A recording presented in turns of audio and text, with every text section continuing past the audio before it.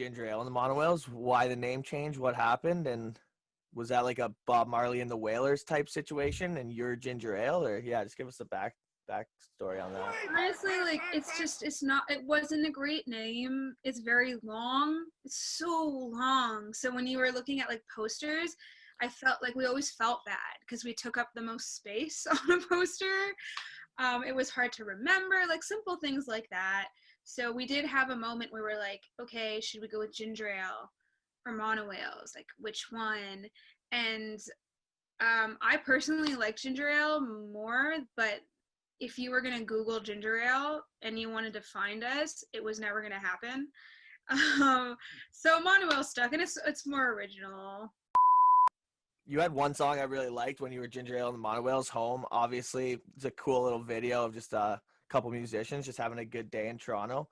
There's one scene in that video where you go into a record store. I want to see if you remember what 2 records did you buy that day in that store? In Soundscapes, I remember. So I bought a Triumph record, which I'm good friends with Rick Emmett from Triumph. So that was kind of a like throwback to all the help and guidance he's given me in the band. So that's why we picked that one. And then the other one was the Alwyn's Play for Keeps, and I still have it. Favorite song? Do you have a favorite song off of that Triumph record?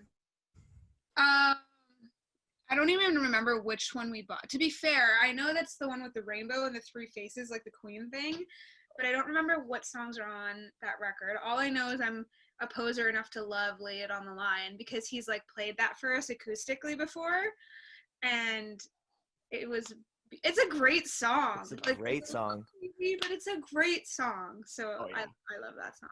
I don't want it to be normalized that people that like that song are called posers. So yeah, no, we can avoid that. I met Rick Emmett a couple years ago. He's a super nice guy. How did you guys establish that connection? Like, how were you introduced?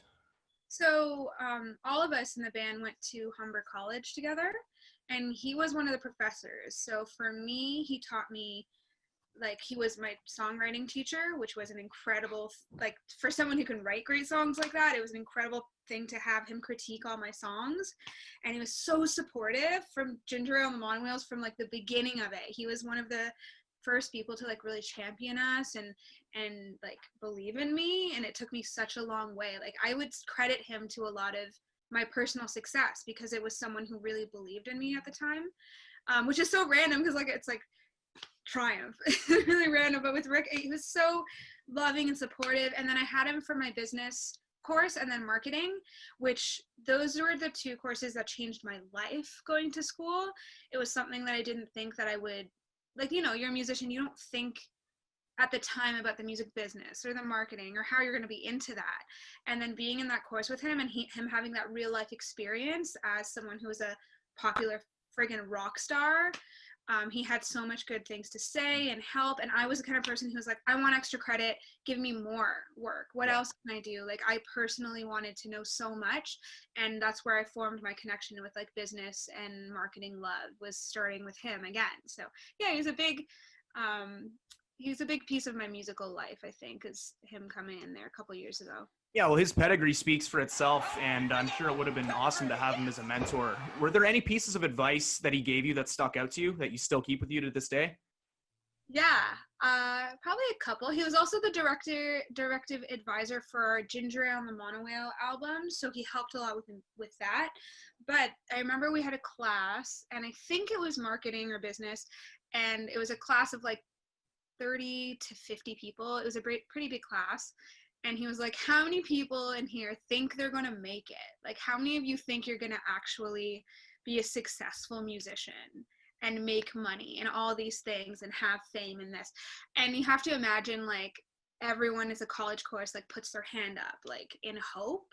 You know, a couple people didn't, but, like, my hand was, like, way up there, almost the whole room. And he was like, yeah, probably none of you are going to. And I was like, oh. Like that honesty was so good and really helped in a lot of ways to kind of think about, like, he made you think about, like, what do you think about people like Miley Cyrus?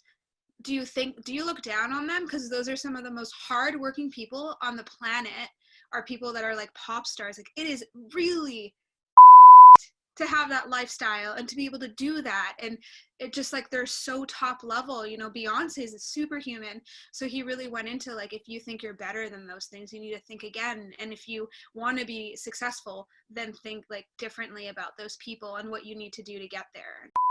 What are some other bands that you can literally look back and say, like, you know, they influence who I am as a musician a lot, not just enjoying their music, but actually like taking from it and using it as influence? I mean, I think each of us in the band would have kind of a different answer, because you know, you are who you are and you become For sure. who you are from your inspiration. But for me, yeah, I think Britney Spears was a huge one. I grew up listening to Britney Spears and S Club 7 and Backstreet Boys. Queen, I'm a huge Queen fan, listening to Celine Dion. I went to Osheaga for Tame Impala, who I love. I like this Ariana Grande album. Same with the Courtney Barnett album. But the new James Blake album, Dizzy, is a really, really incredible band. One of my favorite bands of all time is the Flaming Lips. Fast Romantics. I don't know if you know who Curdy is. Childish Gambino. It could be so many genres. It's so evolved and incredible that I kind of wish that I could be a kid these days. Yeah, so I saw that you guys worked with Ryan Worsley. You flew him out from BC, and he recorded some material for you guys, including Really Want to Let You Down. And his resume speaks for itself as well. I mean, he's nominated for a Juno. He took home a couple awards in Western Canada. So what did having him there do for the success of that song? And what was it like just working with him? Yeah, I was wearing this, so I'm like bringing this out. This is his studio in BC, Echo Plant Studios. Okay. But working with him, I think really helped us take our music to a new level. Like, we're really big fans of Dear Rouge, so we wanted to take our music in a more modern direction. And with our last EP, Control Freak, we wanted to do a really raw thing. So we worked with Alp from Mastercraft, and he did an incredible job of getting it to where we wanted it to be. And then we wanted to shift a bit forward to have a rock sound, but a bit more modern. Mm-hmm. So Ryan was a great choice for that kind of thing. And yeah, he was excited to work with us, which is also like a plus. You don't want to have a producer who's not excited to work for you or just wants the money, and it wasn't that case. So yeah, he added a lot of great sounding things and great direction to it, and obviously it's like a #2 hit, so he really did he delivered what he promised to deliver, which is a hit, you know. Yeah, absolutely. Yeah, and he still handled it with a lot of care, and you know, paid attention to what we had to say about it. And then actually on that session, so we did 2 sessions in Toronto with him when he flew in. So we did Really Want to Let You Down, and we did another track that hasn't come out yet. So this was like way back before we flew to BC to finish the rest of the album, which you've already heard. What's come out? All or Nothing, duh, and Fake Friends. Fake Friends, I was gonna say. Yeah, those 2 were recorded in Echo Plant in BC on our tour, but there's a track that we recorded way back with Really Want to Let You Down that's gonna actually be the next single. Is there like sort of a strategy that comes with the way algorithms work and Spotify playlists on why you release songs the way you do, as far as singles and stuff like that? Or is it just kind of you had 6 songs ready to go collectively and dropped them? I'm trying to think back to that one. I think with that one we put out Take It Back first. Yeah. We just believed in it, and I think it was ready first. Like, that's another thing that happens, is the song's not ready. But we put that one out. We argue a lot about it, honestly. We kind of come to a consensus about which songs should be singles, and it's so personal. It's personal. What you think a single is sometimes. So we have a little bit of bickering sometimes, and then we pull our team. We have an incredible team. Even though we're indie, we do have a great group of people we work with. So we always pull the team because we care what other people have to say, as well as like when something is your baby, sometimes you're blinded by, you know, so you true, got yeah. it. So you need to have a little bit of like unbiased. We ask our like friends, significant others. We really pull our friends. Like I put on the album, it's not out yet. To my friends, I'm like, what do you think the singles are? And I just, with no context, like to hear what they say. So sometimes we have kind of an idea. With the Spotify thing, I don't know how much I'm allowed to say. I'm just gonna say it. Like, we have our singles that we feel might be strong for radio, like that we believe in for that. And those come out on Spotify. And then lately, because we've had the songs too, we've been putting out a song like just for Spotify. That's not necessarily a radio song, just to kind of keep the algorithm going and keep people like excited and on that platform, because like Spotify is like any other platform, they want you to keep people on the platform. So on Spotify you got to have music to keep people there. So yeah, so we've been trying that. Things change, we don't really know, like we're just trying it out like everyone else. Like we're indie, so we don't have kind of the machine working behind us, and we just right. So while we're on the topic of Control Freaks, you had a couple of songs off that record debut in a Netflix show, Spinning Out. So tell me a little more about that and how that opportunity came about. Yeah. So our publisher, Vince DiGiorgio, got in touch with us. I guess the director knew who we were, like he liked our music somehow. I don't know how he knew. Maybe it was Home. I feel like he might have known what Home was. And they got connected, and he's like, oh, I would love for this band's music to be featured. And then it spiraled into like, can they be in it? Can they perform their songs in it? And we're like, whoa, like Inception, really strange times. So we're really excited to be a part of something like that. Like you have no idea what it's going to be. With Netflix show, they're super secretive about everything. I didn't even know the name of the show yet. Like they really keep all that stuff on the wrap because they can't have leaks and whatever, I don't know, legal stuff. So we only knew like it was going to be a show about figure skating. We're gonna skate to one song. We don't know what our scene really is, but we're a band in a bar and they're at a concert and we heard there's like a drug deal going down. Like, okay, cool. That's all we knew. I'm there. Wow. We went in there and we did what we normally do. Even though like the funny thing about it was like we wear in-ears. So we were performing, but like the crowd is like people in the crowd are talking, so technically they couldn't hear us. Like it had to be silent. Yeah, it's really weird, you know what I mean? Because to hear people's dialogue, if the music was actually playing, then you couldn't, in a club you couldn't hear each other. Yeah. Everyone in that room who's like jamming out to us, they're literally dancing to no music, which is so badass. I'd imagine that's how it feels when you're on the bus and you've got your earbuds in and the music's cranked and you're the only one hearing it. Yeah. For you, it feels like you're sitting right at the concert. Yeah, exactly. Yeah, that, but the opposite, because you can't even hear what the music is. Yeah, it was an incredible experience. And then the show really, I think it's almost an anniversary of it. I think it came out January 1st last year. And the show blew up, and all these kids from all over the world commenting on our videos, like, saw you from Spinning Out. And, like, it was a really cool experience to have that. And our songs definitely jumped up in listens because of it. And like Real Love was also in the credits. So that one probably got the most like love on it, which is good because we love Real Love. So it felt good to give it like more revival past what it had. Since that EP dropped, you actually, you went from a quartet to a 3-man band, or 3-person band. Like to say what people kind, are not necessarily some of the changes you've had mankind. to undergo, like musically, as far as adjusting to that change of losing a band member or switching up your style or however it may be? What are some of the difficulties you've noticed in that? Yeah, I feel like the biggest difficulty is that like I miss her. Like we're friends. It was nothing like. That's good to know. We weren't gonna go anywhere there, but it's good to know that you guys are still friends. No, and that's like the most heartbreaking part. I think for me that like I truly miss her, and when we're doing things, like I think of her, and I'm always texting her. Like if I'm doing that live thing, I'm like, or we're at a photo shoot, I'm like, check out the shots. Like it's just like a really personal. She's one of my best friends, so that's always difficult. But she's doing like amazing things, so we're really happy for her and her new adventures unfolding.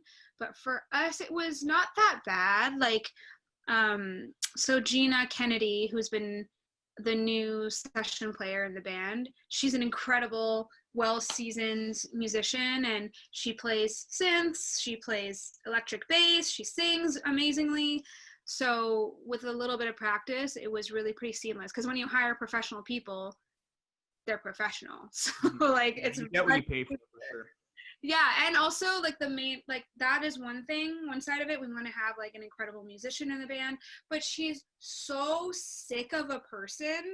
And like, even we haven't gone on a huge tour yet or anything because of COVID, but I'm so excited to go on a tour with her because it's going to be like a really great time. She's so positive and caring, and just it's a joy to have her around. She's also hilarious. So like, yeah, I'm not upset that she gets to be on tour with us and do this thing with us. And it hasn't been that weird. I think now that there's less people in the band, it means less arguing in terms of like less people in the kitchen, less cooks in the kitchen. Yeah, there's not gonna be as much creative difference for sure. Yeah. We still have it, but like one person less of that, if that makes sense. All right, Nickelback or Cardi B? Cardi B. Lion King or Finding Nemo? Lion King. Johnny Cash or Migos? Johnny Cash. Pizza or Domino's? Domino's. Come on. Good. Kylie or Yeah. Kendall? I don't even know which one is. I That's don't. a good answer. Sorry. Yeah, we'll accept that. Shawn Mendes or Beyonce? Oh, come on, he's a Canadian. Beyonce. Yeah, tough decisions. Elton John or Eminem? Eminem. Jordan will kill me for that one, but yeah. Tacos or sushi? Tacos. Tame Impala or Foster the People? Tame Impala. New York or LA? I haven't been to LA. I love New York, but maybe I'll go to LA and change my mind. All right. Drake or The Weeknd? The Weeknd. I don't really listen to them that much. Sorry. I'm sorry, Toronto. That's okay. Metric or the Beaches? Oh man, that's mean. That's the point of this. We got to be mean. Thrill of like an indie Canadian band, and then the Beaches. I love them. I'm gonna go with the Beaches. There you go. I won't tell Emily Haynes about that. Please don't. Yeah, you won't text her, eh, Hobbs? Yeah. Right. Yeah, exactly. Because I've got her on speed dial. There was one last question I wanted to give you before you went here, and I think you already touched on it with the whole Rick Emmett thing at the beginning. But to be honest, you were the first artist that was down to do our show, and like we appreciate so much for doing that, and we thank you more than you can imagine. Having said that, the last thing I did want to ask was, maybe besides Rick Emmett, 'cause we already touched on that, has there been any artists specifically that there's been a moment where they've just given you an opportunity that you saw open a door for you right away, and you're still to this day grateful for the opportunity they gave you? That would be like really so insulting to so many people because there's so many people that do that to us constantly. We're given so many incredible opportunities, like left and right, and that's how things happen for you. But if I think about like if I'm gonna be on the most personal level, that doesn't come with like later in Monowhales with all the incredible artists like K-Flay or Mariana's Trench or Matt and Kim, like all those great artists that let us open for them. I would probably credit a lot of my musicianship to my like middle school music teacher.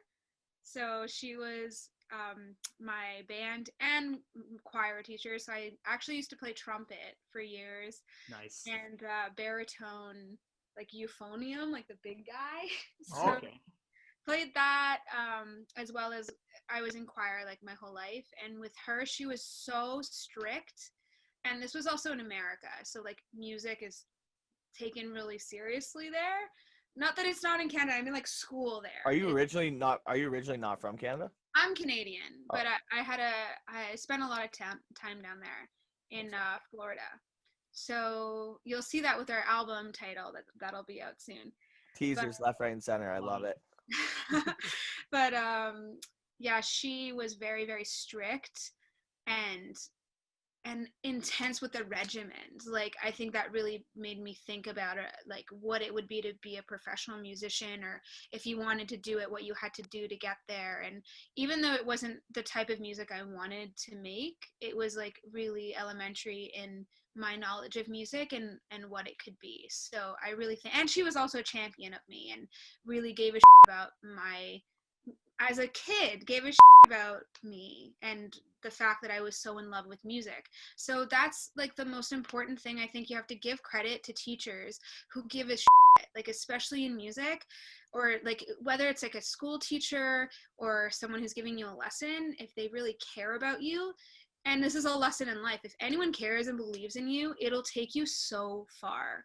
So if I can leave this like interview with anything, is like just care and believe in people, and hopefully you're getting care and you're being believed in, and everyone can just like make it to where they want to be, because that's what we all need, is like more love and care and nurture.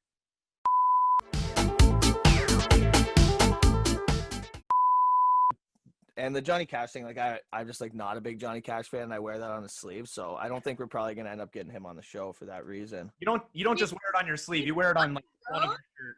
What's that? It'd be lucky though. Come on, you're telling me you're not going to take that? If he was willing to come on the show, that'd be cool. I'm putting that bet down right now. You would take the interview. I probably Right, Alex? Yeah, you would. Yeah, for sure. probably. For sure. See, I'm that way with, I'm going to say it, and I always get hate for it. I'm not a Fleetwood Mac fan, and I'm sorry, everyone. That's fair. Everyone's allowed to have one of those. I'm not like a Fleetwood Mac fan, so I don't have an issue with that at all. I had to like recently give away, who doesn't have the Rumors record? I have the Rumors record because you get it for like $1 out of the bin. It's part of a classic thing. So I had it, and every time people were over, I'd be like, pick a record. And hands down, they picked it so many times, and I had to endure it that I gave it away. I'm like, you know what? I can't even have this in my house, or else it's just going to keep being played. And I gave it to a friend because I couldn't hear that record anymore.